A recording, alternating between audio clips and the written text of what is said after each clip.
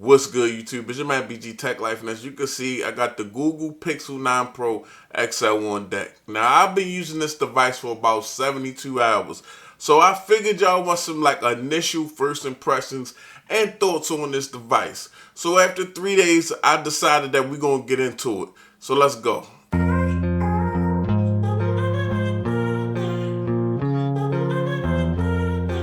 Okay, guys, so some early first impressions. First of all, let's just talk about this build of this device.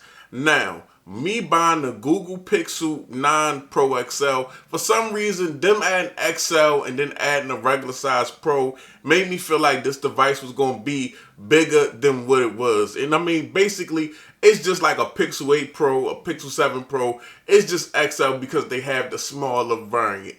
And my choice between me getting the XL and just the regular Pro, guys, I feel like the regular Pro is the perfect device, especially for a minimal, powerful Pro device. And I really wanted it. You know, you guys know I like the minimal devices.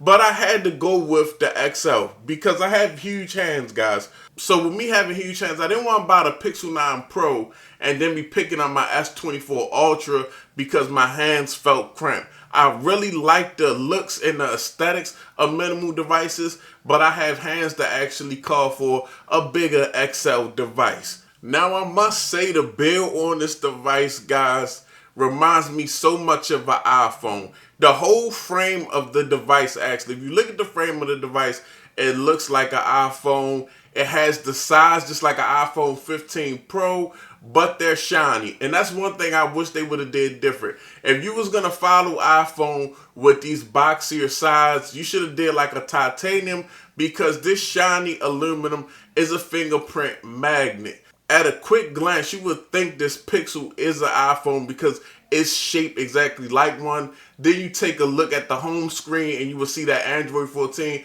and say, oh, that's a Pixel 9 Pro or Pixel 9 Pro XL. But overall, I'm cool with the build, guys. I think it looks aesthetically really clean. One of the best looking Pixels made. Kind of reminds me of the Nexus 6P, which was one of my favorite Google devices. And also with the camera bar, guys, on the 7 Pro and the 8 Pro, it went off the sides. I like how they just got the oval and it doesn't go over the sides. But the camera bar definitely protrudes out the back, even though it's not going to rock because the camera bar is so long. It's definitely a protrusion that you got to watch out for if you drop this device and you want to protect it. Because the last thing you want is this glass that's covering these lenses crack. That would definitely distort the pictures you take with this device. Now, with these being early first impressions, guys, I haven't done a whole lot with this camera system.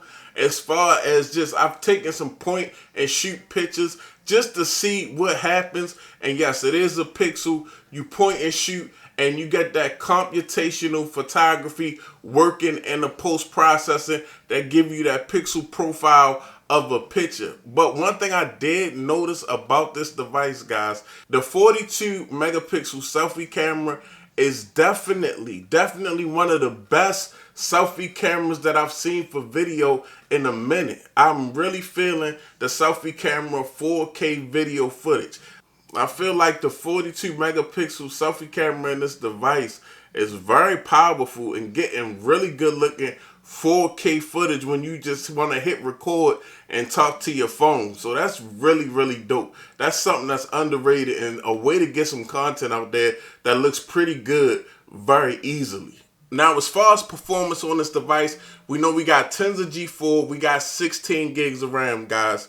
Now, as far as me using this device on the daily, social media stuff, screen recording stuff, and editing stuff, and also I've did some very light gaming that I'm not going to really talk about because I didn't do it for enough time to actually see how this device held up. But just through the day using the device, it's very smooth, very fluid, and it's very responsive. I haven't had any real glitches or lagging or anything of that nature.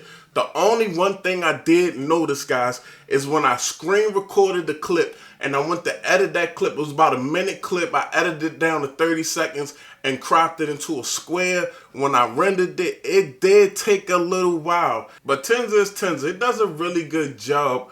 but it's just not the ultra performance chip. But with that being said, it still can get the job done, and I've really enjoyed using this device. Now, the biometrics on the Pixel 9 Pro XL have been really good. They have the ultrasonic fingerprint scanner. I noticed a difference in the speed of the unlocking the device, and also the face ID or the facial recognition works really well on here. Also, a lot of times I'll go to put my finger down and see that the device is already unlocked. Also, one thing I'm really enjoying on this device is the display. I like how we just got the single hole punch for the selfie camera and a really thin bezel. That's a great combination for me. It's got a 486 PPI rating, so it's a lot of pixels being pushed. So all the content looks really good on the screen. Also, we 120 hertz, so everything looks good. All the colors look really nice and pretty vivid. When you're using certain apps and you scrolling social media, you got that nice smoothness and fluidity of a 120 hertz screen. So far I'm really enjoying the Google Pixel 9 Pro XL, guys. I'm having a good time with it. I haven't pushed it like crazy. These are just some early initial thoughts on the device. I didn't buy this device to straight up compare it to a S24 Ultra or the Snapdragon 8 Gen 3. I'm enjoying this for being the Pixel, and I'm glad I made the decision to buy the bigger Pixel so it'll make me pick it up more and not feel like I'm missing anything or feeling like my hands are cramped trying to use a device and picking up another big device. Even though aesthetically, I do love that Pixel Pro at 6.3 inches. I think this was a great choice for me because I noticed that I'm just really using it and getting it set up and really also checking out Gemini.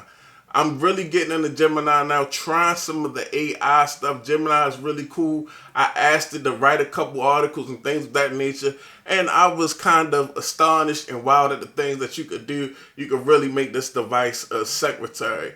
But these are just my early impressions, guys. Early first impressions. Nowhere near review. Just wanted to let y'all know what I was thinking. It's your boy BG Tech Life. If you're not subscribed, get subscribed. I'm out. Peace.